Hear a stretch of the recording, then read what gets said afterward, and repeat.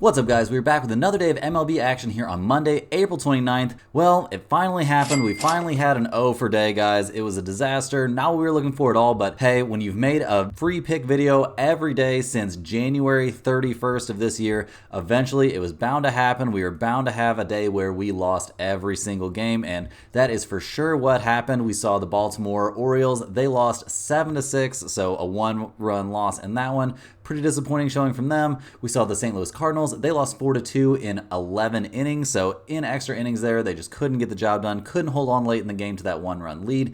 Then we had the Cincinnati Reds. We had them at plus 110. They ended up losing that game 4-3. So another loss there, another one-run loss. And then we saw the Los Angeles Angels absolutely not show up. So we're going to do the best we can to make up for it. We're doing something we've never done before on this channel. We're going to do a giveaway. We're going to give away a brand new StumpTheSpread.com hoodie. To qualify for the giveaway, guys, we're going to send out one of these hoodies to somebody who comments down below pick one of the games on the slate today, and also you have to be subscribed to the channel. Trying to make up in some small way for such a bad day of picks, but let's get it rolling here with a full Monday slate. Time to jump back in and break these games down and find some wins. First, let's take a second to hit the like button to show some support to the channel and all the work we're putting in here every single day. If you're new, go ahead and subscribe. It's 100% free and can keep you from missing these picks and qualifies you for that giveaway. We're pushing to make it to 20,000 subscribers by the end of the month, so please help us make it to our goal. Our videos are sponsored by StumpTheSpread.com. Click the link in the description and go over there and join our free email list and check out our top confidence plays on all the major sports.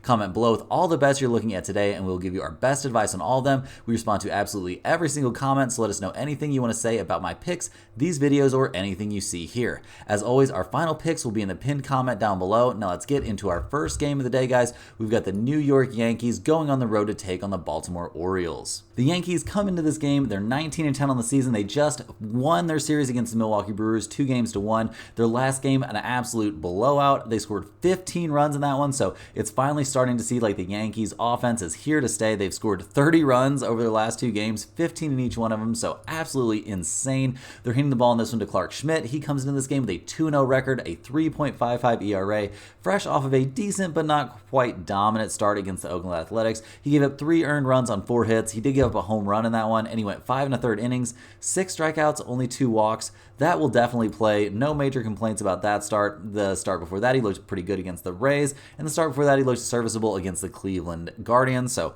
overall, they have to feel very good about how Schmidt looks, and they're feeling amazing with how their offense is looking right now, absolutely pounding the ball. Juan Soto's hitting the ball well, but he's been looking good all season long. It's good to see Judge coming back and looking good recently. Like, that has not been the case over the course of the beginning of the season. So right now, the Yankees offense is just humming right along. They're going to be looking to stay hot here against the Baltimore Orioles, who come into this game at 17-10 on the season and fresh off of losing a 3-game series to the Oakland Athletics. They lost that series 2-1. They lost 7-6, letting us down here in game 3 of the series. They're handing the ball in this game to Grayson Rodriguez, who is off to a 3-1 start with a 4.45 ERA. His last time out, everything pretty much got messed up for him. He was sporting fantastic numbers coming into his start at the Angels, and he got shelled. He gave up 11 hits on. He had 7 earned runs surrendered in that game, 7 strikeouts, only 1 home run, but man, just getting completely knocked around. So he's going to be looking to bounce back here. He's looked good over the course of the season leading up to that game, so we'll see if he can turn around the ship, right the boat, however you want to say it. Things need to turn around here for Grayson Rodriguez. The Orioles in general have been a very good hitting team this season. They're 3rd in the majors in terms of runs scored with 151. We've seen Ryan Mountcastle get off to a great start. Gunnar Henderson is killing the ball right now. He's got 9 home runs and he's batting nearly 300 on the season. So a lot of positives for this offense. I mean, they did score 6 runs in their game that they lost against the A's in game 3 of that series, and they had a 7-run outburst in game 2, the game that they won. So definitely some significant positives. Their closer situation, though, is a disaster. We saw Kimbrel go out with a tight back after his blown save, so maybe he's got some health issues, but I think it's going to be a minute until we see him back out on the mound in a closer's role. So looking at the numbers for this game, we see the Orioles are minus 126, slight favorites. We see the Yankees plus 115, so that's a little bit interesting, especially given how good Schmidt has looked this season. The over-under for this game is 9, so the odds makers are definitely expecting some offense in this one, maybe expecting a little bit of a bounce back from the Orioles, and you've got to expect the Yankees to calm down at some point. But guys, I'm definitely going to be looking at the Yankees plus 115 in this one. I'm not really interested in the over-under, although both of these teams can definitely rake. So if you wanted to take a little taste of over 9. I definitely couldn't fault you for that one, but we're going to be taking the New York Yankees plus 115. I think this one's got a shot to end up in the pinned comment. Next up, guys, we're looking at the St. Louis Cardinals going on the road to take on the Detroit Tigers. We were a little bit scared to have the Cardinals as our pinned comment play, guys. They had won 3 games in a row, and they had won the first 2 games of this series.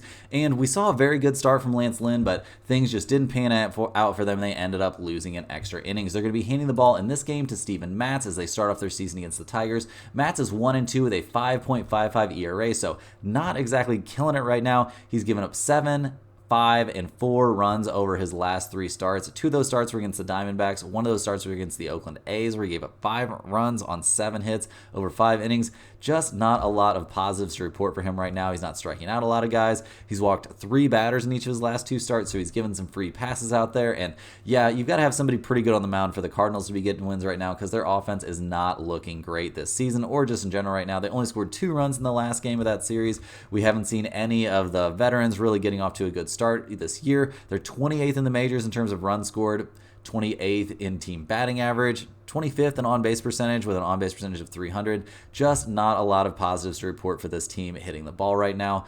Nothing good happening at the plate for the Cardinals. They're going to need to figure out how to score some runs here going up against the Detroit Tigers, who just won 2 of 3 against the Kansas City Royals. They won game 3 of that series 4-1. They're off to a 16-12 start, so not super hot, but they're handing the ball in this one to Kenta Maeda. He's off to a pretty mediocre start. He's 0-1 with a 5.96 ERA. He comes into this game, though, fresh off his best start of the season. He went 5 innings of 3 hit ball against the Tampa Bay Rays. He had 5 strikeouts and 0 walks in that game. Did not give up a single run. He might have been like battling to even stay in the rotation in that start, but he definitely looked a lot better than he did against the Texas Rangers in a start before, where he got absolutely shelled. So we're going to see what we actually get from him in this one, and we're also going to see what we get from the Tigers offense, which has not been great this season. I mean, maybe some small signs of life here. They did score 6 and 4 runs respectively in their last 2 games of that series against the Royals.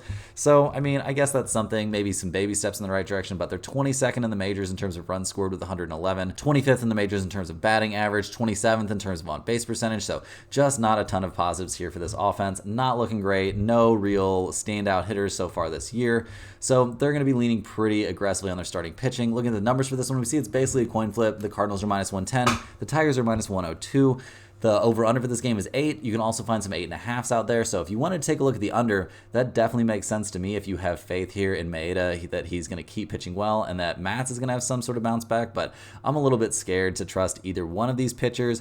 I tend to lean towards the Tigers, minus 102, playing at home in this one. I don't have a lot of faith in the Cardinals right now. They're not scoring any runs. And Detroit definitely comes into this game with some momentum and the fresher bullpen, as the Cardinals bullpen just had to work an extra inning game. So give me Detroit in this one. Do I see it in the pinned comment pick? Kind of unlikely to me.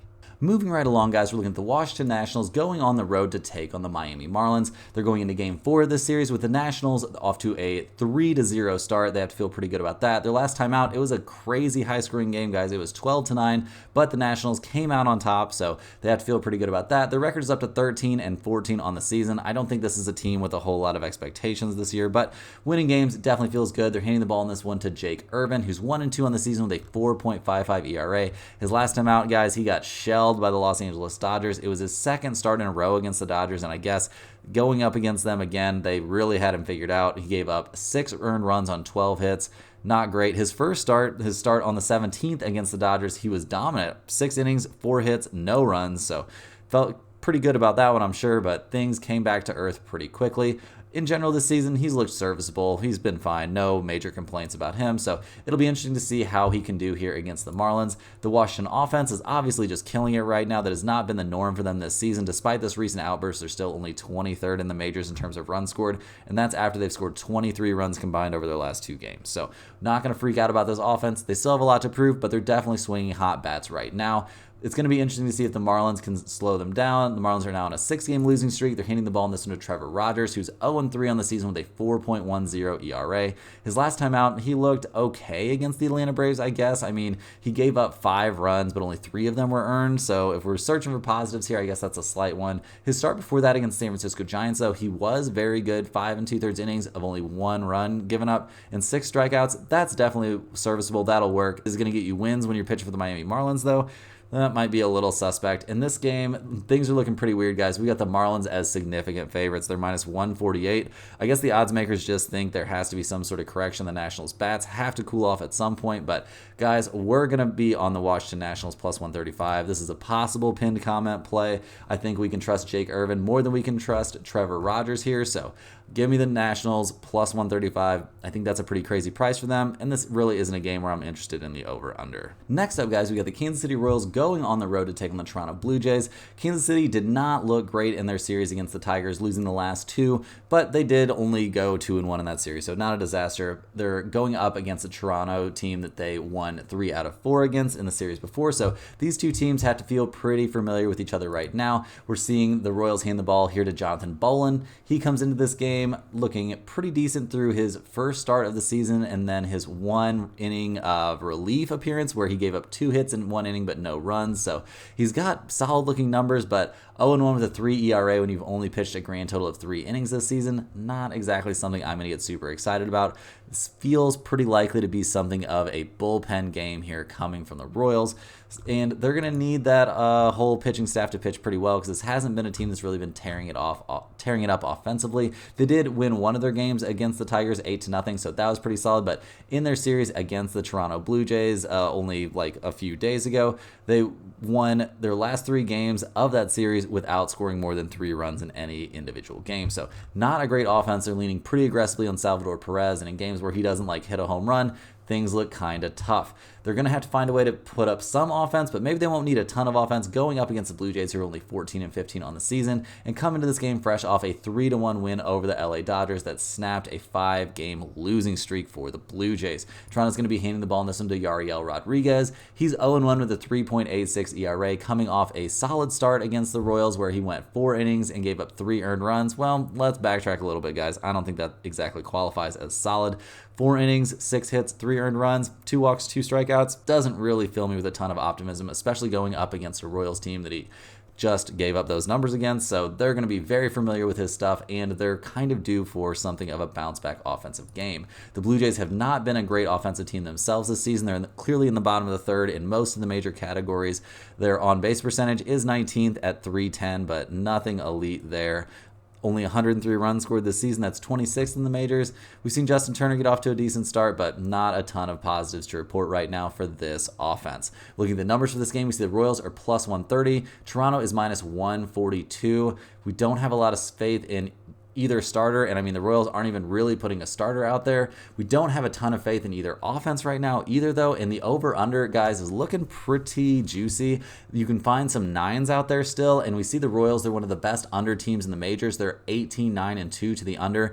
The Toronto Blue Jays are 18-11 to the under. I think we're just going to have to take this as a system play. If you wanted to take the Royals plus 130, I would definitely understand that, but that makes there going to be a lot of faith in their bullpen, and there's some faith in the Royals to put up some runs, which I don't really have right now, so we're going to take the under. I don't think either one of these teams is going to have a great time hitting the ball. I'm putting some faith here in Yariel Rodriguez in a matchup that he hasn't had a ton of success in this season, but I think offense will be at enough of a premium that under 9 will be a good play. Next up, guys, we got the Chicago Cubs going on the road to take on the New York Mets. The Cubs come into this game fresh off losing their last 2 against the Boston Red Sox. That last one was kind of a heartbreaker. They lost 4-4 at Fenway, so not exactly what they were looking for, but they are 17-11 on the season and handing the ball in this one to Jameson Taillon, who's off to a fantastic start. He's 2-0 with a 1.69 ERA. He's coming off a dominant outing against the Houston Astros. I mean, dominant in terms of runs allowed, I suppose, but giving up 7 hits over 5 2/3 probably doesn't qualify as dominant. But he was good in his first start of the season also against the Miami Marlins, and we don't have to worry about him being tired. This is only going to be his 3rd start of the year, and he's off to a very good start. The Cubs have won both of his games this season, so things are looking good for Taillon. The Cubs' offense in general, though, not really humming along. They got shut out in a 17-0 game against the Red Sox in Game 2 of that series, and then only scored 4 runs in Game 3, so they're definitely due for a little bit of a bounce back here. We see not a ton of positives to report for this offense. I mean, they are 17th 17th in the majors with 144 runs scored, so that's definitely something. And their team on base percentage is over 320, which has them 9th in the majors, so they're definitely a team that we can expect to put up some numbers if they can get out of this little mini funk they're in here. And they're going to need to score some runs going up against the Mets, who are 14-13 on the season, and come into this game fresh off an extra inning game against the Cardinals where they won 4-2. We see the Mets hitting the ball in this one to Luis Severino. They're going to be hoping he can make it deep into the game because their bullpen has to be a little bit used up at this point. He's 2-2 with a 2.67 ERA, so pitching pretty well right now. He did give up 3 earned runs to the light-hitting San Francisco Giants his last time out. He had 5 strikeouts in that outing, though, so that's pretty solid, and no walks. 5 hits in 6 innings, 3 earned runs. That's just on the borderline of a quality start, I think, so that's pretty decent overall. Looking at the Mets offense, they didn't look great against the Cardinals, and they haven't looked really very good this season just in general. They're pretty middle of the road, pretty average in terms of like league numbers. We have seen Starling Marte get off to a decent start. Pete Alonso's hitting some home runs, but not a massive amount of positives to report for this team. I mean, team batting average is 243, that's 17th in the majors.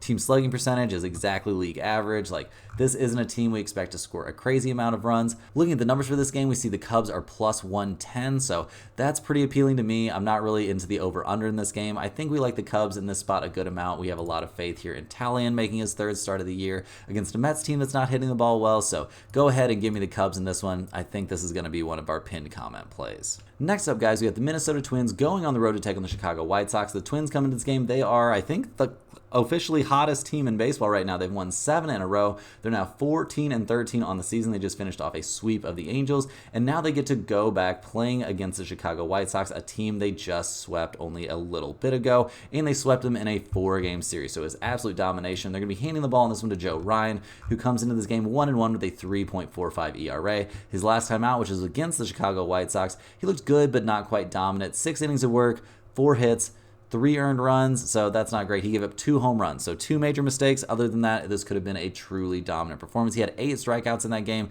He's really been mowing guys down. He actually had a 12 strikeout game earlier this year against the Detroit Tigers, so things are looking pretty good here for Joe Ryan, and the Twins offense has really come alive in their series against the Angels. They scored 5, 16, and 11 runs to close out that series. Just hitting the ball really well. They hit the ball great in their 4-game sweep of the White Sox. They're just raking right now. There's no way around it. We see Ryan Jeffers. He's hitting the ball great. Eduardo Julian is hitting the ball fantastic. This team, they're climbing up the rankings. They're now around middle of the pack. Their team slugging percentage is going through the roof, though. Team slugging percentage of 405, good for 9th in the majors. 124 runs scored. If this team can keep this up for any sustained amount of time, they're going to just chug right up those standings despite playing in the AL Central with teams like Cleveland and the Royals. So things are suddenly looking much brighter than we would expect it for the Minnesota Twins. They're taking on the Chicago White Sox, who just somehow magically swept the Tampa Bay Rays. Things are looking very dark in Tampa Bay. The White Sox doubled their win total this season with that sweep. They're now 6-22 on the season. They won 4-2 in the last game of that series. So that has a lot of people down in the comments saying that the Rays are for sure confirmed on a no-bet list, and I don't blame them. The White Sox are handing the ball in this one to Garrett Crochet. He's 1-4 on the season with a 6.37 ERA. So Buddy is not having a good time right now. He's given up at least 5 runs, at least 5 earned runs, in fact, in his last 3 starts overall. And one of those starts was against the Twins. The last time he faced the Twins, he gave up 7 hits, 5 earned runs, a home run over 4 innings of work. Can't be feeling too positive about that right now, guys. The White Sox offense has not been great. They did just have by far their best hitting span of the season by a light year margin. They scored 9, 8, and 4 runs in their series against the Tampa Bay Rays, but are they really going to be able to keep this going up against a pitcher that's had success against them this season? I'm not really feeling it, guys. This team's been one of the worst offensive teams in the majors all season long for a reason. Look at the numbers in this one. The Twins are minus 162. We see the White Sox plus 140. We got a very low over-under of 7.5, so the odds makers are expecting offense to be at a premium in this one, despite both teams being very hot hitting the ball. So I'm not interested in that over-under, but I am interested in the Minnesota Twins. Minus 162. I think their hot streak will continue. Will this make it into the pinned comment picks? I do think it will. I think there's a very solid chance. Joe Ryan has shown very good stuff here in this matchup, and we've seen Crochet get absolutely shelled by the Twins. So give me Minnesota minus 162 in this one. I think they're going to win this game the vast majority of the time. Next up, guys, we have the Tampa Bay Rays going on the road to take on the Milwaukee Brewers. The Rays are coming off of that incredibly embarrassing sweep at the hands of the Chicago White Sox. Not a great look. They've actually lost 6 of their last 7 games overall to fall to 13-16 on the season. They're handing the ball in this one to Ryan Pepiot, hoping he can stem the tide here. His last time out, he dominated the Tigers. 6 innings, gave up 1 run. It was a home run. He gave up 3 hits in total, 4 strikeouts, 2 walks. Looked very, very good in that one. He looked very, very good in his start against the Angels also, so he's definitely trending in a very positive direction. Not something we can say for the Tampa Bay Rays in general, or really for their bats. I mean, they did score 7 runs in one of those games against the White Sox, so that's not terrible, but other than that, I mean, 2 runs and 4 runs against a terrible opponent. You definitely want to be scoring some more runs against teams like the Chicago White Sox. We've seen Ahmad Rosario get off to a good start, but in general, this team's looking pretty middle of the road offensively. 116 runs scored is only 19th in the majors. Team on base percentage of 306 is 22nd in the majors. That's pretty concerning and makes them scoring a ton of runs feel pretty unlikely to me. They're going to need to score going up against the Milwaukee Brewers, who just lost 2 in a row to the Yankees, giving up 15 runs in each of those 2 losses, so giving up 30 runs over their last 2 games. Cannot be feeling very good. They are 17-10 on the season. They're hitting the ball in this one to Bryce Wilson, hoping he can figure things out. He's going to be making his 3rd start of the season. He's been in and out of the bullpen this year. His last time out, it was a start against the Pittsburgh Pirates. It was a game that we saw the Milwaukee Brewers win, but he didn't look fantastic, but he also didn't look terrible. 3 walks, 3 strikeouts. That's not great. He gave up a home run, but in 4 1/3 innings of work, he only gave up 2 earned runs. I think if that's what they get from him in this start, they'll be more than happy. Looking at the Brewers' offense in general, it hasn't looked great over the last couple of games, but this season in general, it's been clearly top 10 or top 5 in all the major categories. We've seen William Contreras get off to a great start. He's batting over 350 with 22 home runs. Looking at the injury report for this team, we are seeing signs of life that Christian Yelich might be back in time to immediately come off the 10-day IL when there's time for that, but he won't be back for this one, so that's not a huge positive. But looking at the numbers for this game, the Rays are plus 100. We see the Milwaukee Brewers are minus 108 playing at home. That seems pretty enticing. We also see that both of these teams have big trends to the over. The over-under number is sitting at 8.5, but I think with Pepiot out there and a solid, hopefully, appearance coming here from Bryce Wilson, we're not really going to be leaning towards that over-under. We're going to be more leaning towards the Brewers minus 108. I just don't have any faith right now in the Rays. This isn't a game I can really feel super confident in because neither team has looked good right now. So if you're making me bet this game, I guess I would go either with the over because of the trends or just with the Milwaukee Brewers minus 108 based on the fact they need to bounce back and they're playing at home. But I guess, guys, just give me the over as sort of a system play, but this is not going to be in the pinned comment pick for me. Next up, guys, we have the Philadelphia Phillies going on the road to take on the Los Angeles Angels. The Phillies come into this game fresh off of a sweep of the San Diego Padres. They've won their last 4 in a row to move to 19-10 on the season. They have to be feeling very, very good about the fact they're keeping pace with the Atlanta Braves there in the NL East. And they can't feel too bad handing the ball on this one to Christopher Sanchez. Despite his 1-3 record overall, he's sporting a 2.96 ERA, which is pretty darn good if you ask me. His last time out against the Reds, he did not have a good time, though. There's no way around that. He got knocked around. It was a weird game. He had 3 walks. He gave up 5 runs, but only 1 of them were earned. But the start before that, he dominated the Colorado Rockies. That's how he got his 1 win this season. But in general, we have not seen the Phillies have a great time when he's on the mound. They're only 1-4 overall when he's out there on the bump to start a game. But his numbers have been good. It hasn't really been his fault. He has not gotten a ton of run support. The Phillies offense in general has kind of come alive here. They've scored 5, 9, 5, and 8 runs over their last 4 games. So during this winning streak, definitely been hitting the ball pretty well. We see they're 12th in the majors now in terms of runs scored. Their team batting average is all the way up to 6th in the majors. So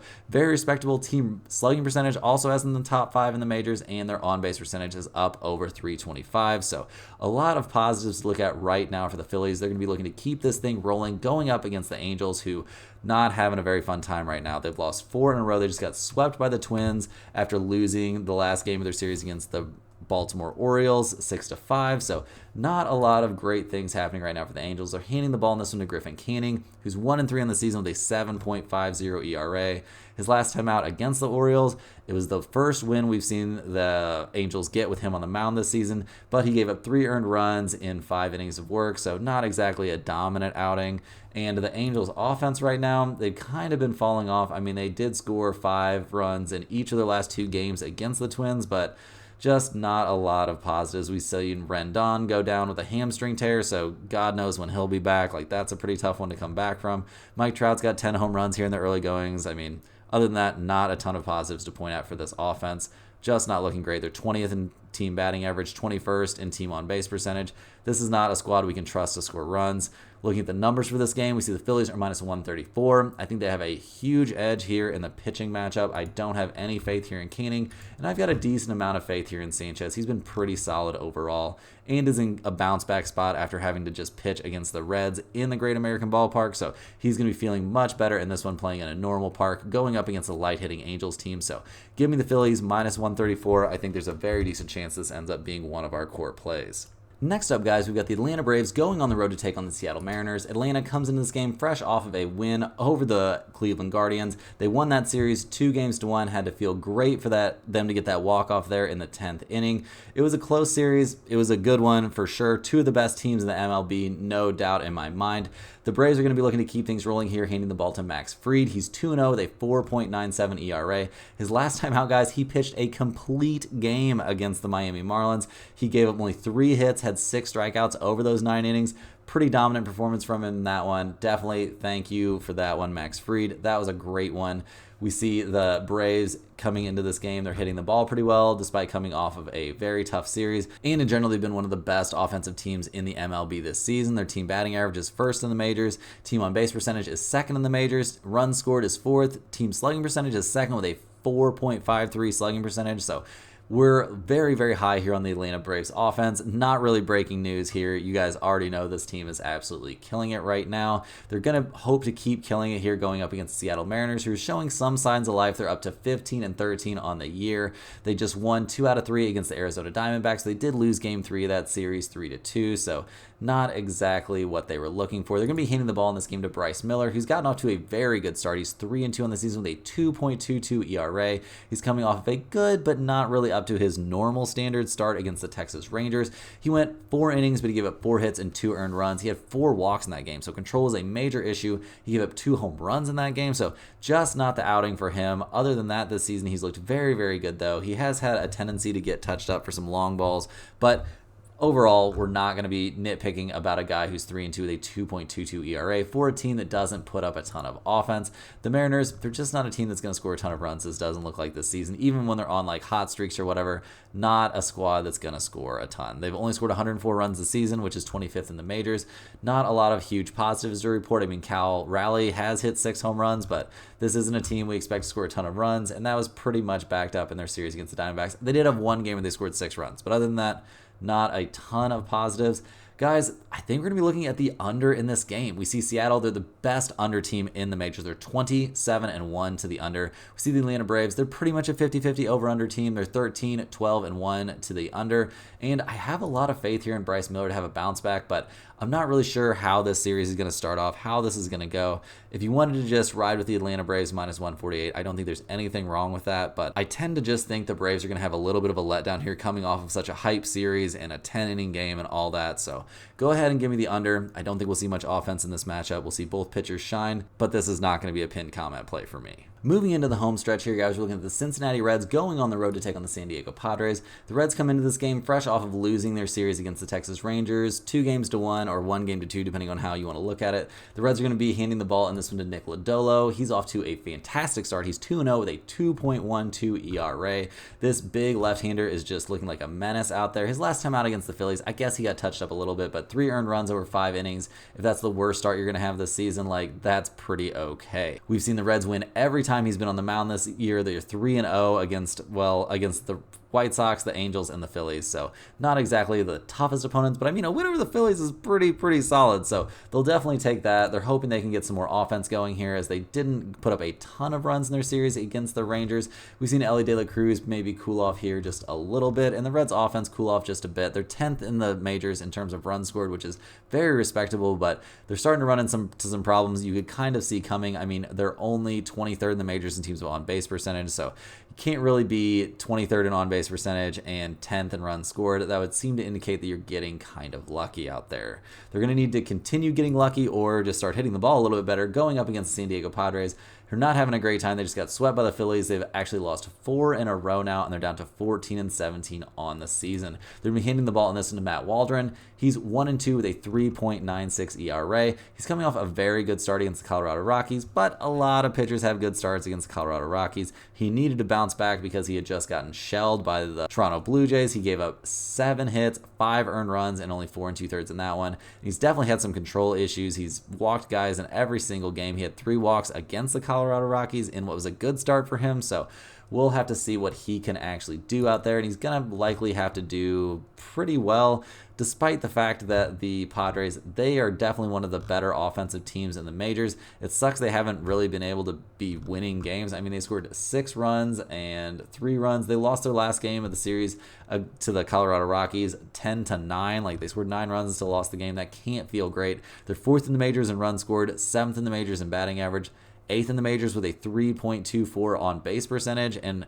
11th in the majors with a 400 slugging percentage. Like, this is a team that should be able to hit the ball pretty well. We've seen Fernando Tatis get off to a decent but not great start, so this team definitely has room to improve offensively. Looking at the numbers in this game, we see both teams showing trends to the over, and you can find some 7.5s out there. So if you wanted to take over 7.5, I could definitely get on board with that. Both of these teams can hit the ball, and I don't have a ton of faith here in Max Waldron, but that's actually going to lead me to what our more heavy lean in this game is going to be, which is going to be the Cincinnati Reds minus 104.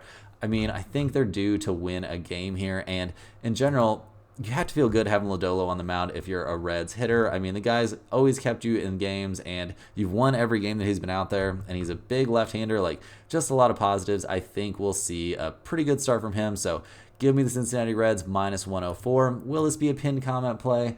I don't know if we have quite that much faith. I mean, they are playing on the road, so we'll just have to wait and see. Next up, guys, we're looking at the Los Angeles Dodgers going on the road to take on the Arizona Diamondbacks. The Dodgers coming into this game fresh off a 3-1 loss to the Toronto Blue Jays, but they won that series 2-1.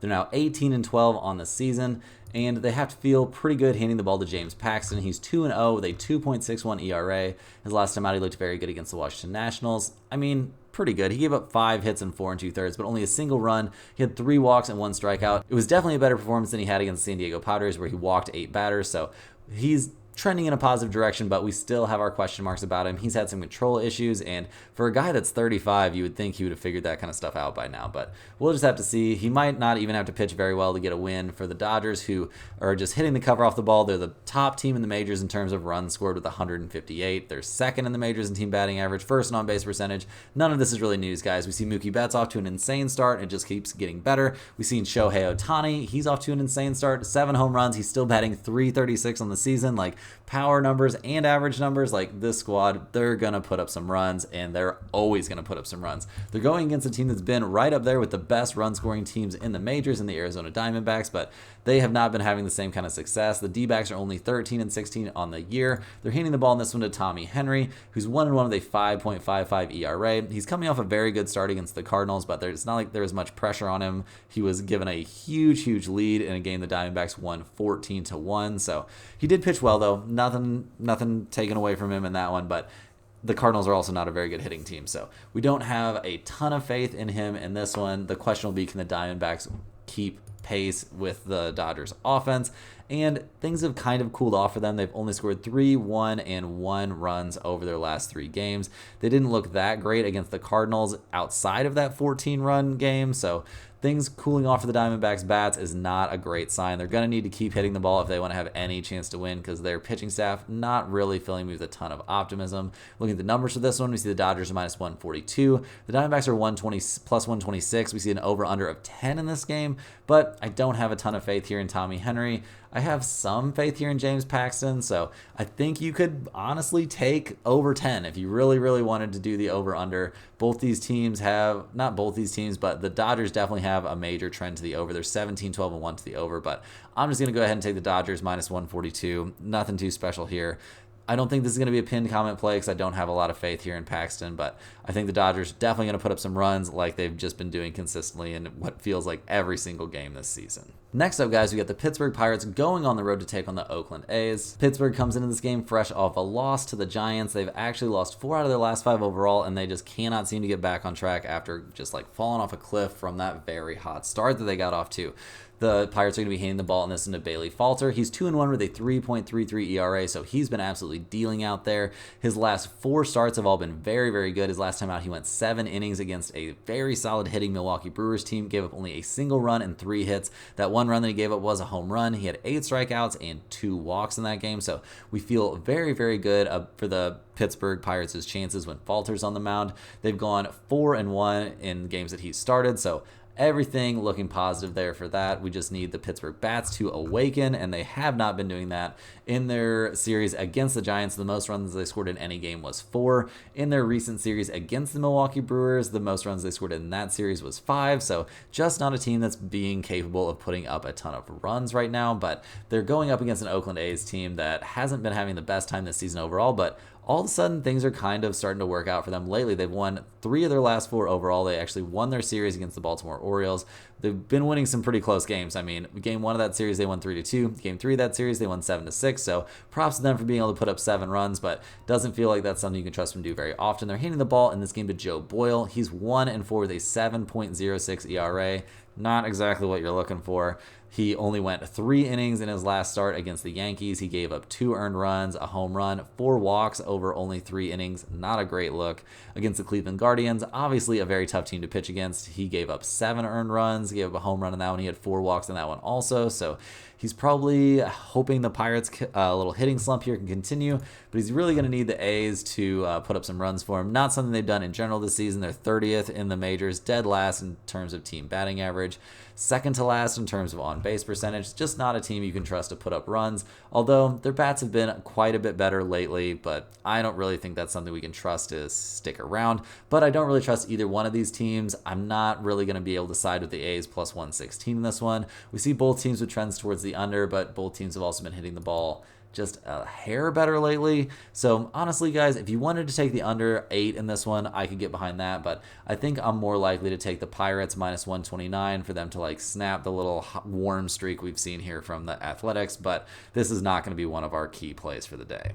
That's all the games we have for today, guys. Hit that like button for good luck on all your bets, and subscribe and comment one of your picks down below to be eligible for the hoodie giveaway as my punishment for going 0-4 on Sunday. Let me know in the comments any questions you have on today's slate. Thanks for watching. You can click the link in the description to check out StumpTheSpread.com, and we'll see you guys tomorrow for more sports betting action.